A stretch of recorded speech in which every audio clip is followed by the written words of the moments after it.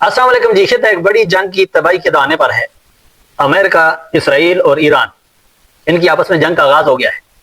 ایک طرف 9-10 کروڑ آبادی والا ایران ہے تو دوسری طرف 33 کروڑ آبادی والا امریکہ ہے، اور اس کے ساتھ ہی 90 لاکھ کی آبادی رکھنے والا اسرائیل بھی موجود ہے۔ اگر اس منظر کو آسمان کی طرف دیکھیں، فضائیہ کی برتری میں دیکھیں، تو ایران کے پاس 300 جنگی طیارے ہیں، اور یہ امریکن اور روسی ساختہ پرانے ماڈل کے ہیں۔ اور اسرائیل کی اگر فضائیہ کو دیکھا جائے تو 600 جنگی طیارے موجود ہیں ان کے پاس، اور جدید ترین ہیں۔ اور اس کے ساتھ ہی امریکہ کی باری آ جاتی ہے تو امریکہ کے پاس 13,000 جنگی طیارے موجود ہیں، اور کتنے جدید ہیں یہ ہر بندے کو پتہ ہے۔ اگر اس جنگ میں فضائی برتری کی بات کی جائے تو امریکہ سب سے آگے ہے، اور اس کا ساتھی جو اسرائیل ہے وہ بھی کافی آگے ہے، جبکہ ایران کی فضائی طاقت اتنی خاص نہیں ہے۔ لیکن یہاں پہ ایک اہم موڑ ہے جو ہے میزائل ٹیکنالوجی کا۔ ایران کا میزائل پروگرام کافی نمایاں سمجھا جاتا ہے، اور وہ بھی درمیانے درجے تک مار کرنے والے میزائلوں کی ایک بڑی کھیپ ایران کے پاس موجود ہے، جس سے وہ آسانی سے ایڈ کر سکتا ہے، اور ان کی پہنچ اسرائیل تک یا امریکہ کے جو اڈے ہیں ان تک ہے۔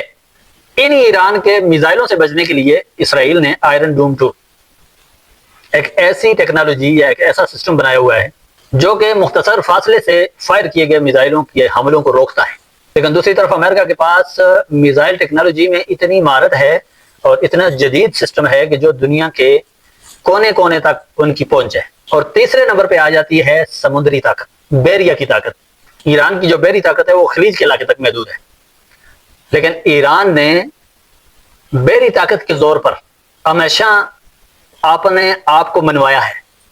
دوسری طرف دیکھا جائے تو اسرائیل کے پاس بھی بحری ابدوزیں موجود ہیں اور جدید بھی ہیں، اور جبکہ دیکھا جائے تو امریکہ کے پاس عالمی سطح کا دنیا کا سب سے بڑا ایئر کرافٹ اور دنیا پوری میں پھیلا ہوا بحری نظام موجود ہے۔ مختلف علاقوں میں کھڑے امریکہ کے بحری بیڑے اس کو بحری طاقت میں برتری ثابت کرواتے ہیں۔ ایران ایک غریب ملک ہے، اس لیے اس کا دفاعی بجٹ جو ہے وہ محدود پیمانے پر ہے۔ اسرائیل کا دفاعی بجٹ ایران سے کہیں زیادہ ہے، اور اس میں جدید ریسرچ پہ مبنی ہے۔ امریکہ کے تو دفاعی بجٹ کی بات ہی نہ کریں، وہ تو دنیا کا ایک بڑا دفاعی بجٹ رکھنے والا ملک ہے۔ یعنی کہ ٹیکنالوجی کے میدان میں امریکہ کو واضح برتری حاصل ہے، اور اسرائیل ہائی ٹیک دفاعی نظام میں نمایاں ہے بالکل۔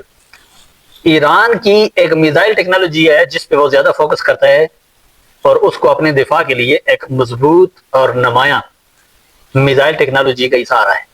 لیکن ان عالمی طاقتوں کو یہ یاد رکھنا چاہیے کہ جنگ کسی بھی مسئلے کا حل نہیں ہوا کرتی۔ جنگ سے حالات اور بگڑتے ہیں۔ جنگ وقتی طور پہ برتری نظر آتی ہے، بعض اوقات یہ جنگ کے ذریعے سے وقتی برتری دکھائی جا سکتی ہے، لیکن اگر کشیدگی زیادہ بڑھ جائے تو اس کے اثرات نسلوں تک چلتے ہیں۔ یہ جنگ صرف فوجی اہداف تک محدود پھر نہیں رہتی، اس کا نشانہ عوام بھی بنتی ہے۔ عام شہری بھی اس سے متاثر ہوتے ہیں۔ خوراک کا بحران پیدا ہو سکتا ہے، لاکھوں لوگ یا ہزاروں کی تعداد میں لوگ اپنے گھروں سے بیگار ہو سکتے ہیں۔ عالمی سطح پر معاشی لحاظ سے یہ پورا خطہ ایک دلدل میں پھنسے گا اور انتہائی مشکل دور سے گزرے گا۔ کئی جانوں کا ضیاع ہوگا۔ جنگ مسئلے کا حل نہیں ہے، کیونکہ اس سے پہلے کی جتنے علاقوں میں جنگیں ہیں ان کو دیکھ لیں، آخر اس پہ مذاکرات ہی ہوئے۔ مذاکرات اور سفارت کاری ہی سمجھداری کا راستہ ہے، اور اسی راستے سے پائیدار استحکام لایا جا سکتا ہے۔ آج ایران کو تنہا کرنے والی جو چیز ہے وہ اس کی عالمی مداخلت ہے، جو پورے عرب میں اس نے کر کے رکھی ہوئی تھی۔ ایران کے وار سے نہ لیبیا بچا، نہ شام بچا، نہ عراق بچا، نہ یمن بچا، اور پورا عرب جو ہے اس میں مختلف گروہوں کی سرپرستی کر کے ان سارے ملکوں کو توڑنے اور مروڑنے میں ایران کا بہت بڑا کردار ہے۔ اور وہ آگ لگی ہوئی جو پورے عرب میں لگی ہوئی تھی وہ ایران تک پہنچائی ہے۔ یہ پاکستان کے لیے بھی ایک الارم ہو سکتی ہے۔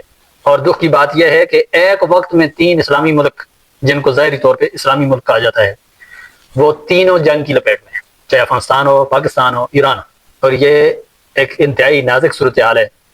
عالمی سطح پر OIC کو اور اقوام متحدہ کو چاہیے کہ وہ کوششیں کر کے ان جنگوں کو رکوائیں اور انسانی جانوں کا ضیاع ہونے سے بچائیں۔ ہم دعا کرتے ہیں کہ اللہ تعالیٰ ہمیں ہر شر اور فتنوں سے محفوظ رکھے، اور ہر برائی سے اور ہر ظالم کے ظلم سے ہمارے ملک کو بھی اللہ محفوظ رکھے۔